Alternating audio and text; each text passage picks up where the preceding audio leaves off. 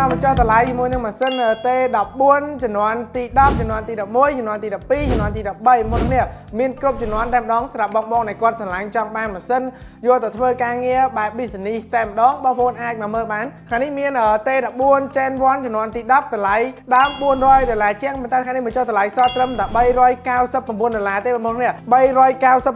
$399 CPU Core i7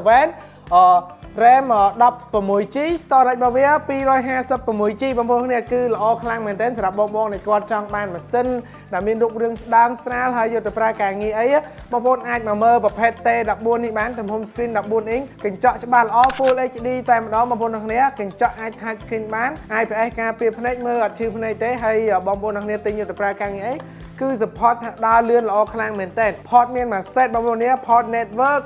HDMI រុនឆ្នាំងសាកប្រភេទ Type C មាន2រុនផងដែរអញ្ចឹងសម្រាប់បងនៃគាត់ឆ្លាញ់ប្រភេទ brand Lenovo ThinkPad T14 ម៉ាស៊ីន business មកពីអាមេរិកតតែម្ដងបងប្អូនអាចមកមើលបាននៅហាង Costco ដែលឥឡូវនេះគឺមានការបញ្ចុះតម្លៃពិសេសខ្លាំងមែនទែនជិតដល់បុណ្យគ្រីស្មាស់ខាងមុខនេះអញ្ចឹងឆ្លាញ់ចង់បានមកមើលបងប្អូនគ្នាតម្លៃពិសេសជូនទេ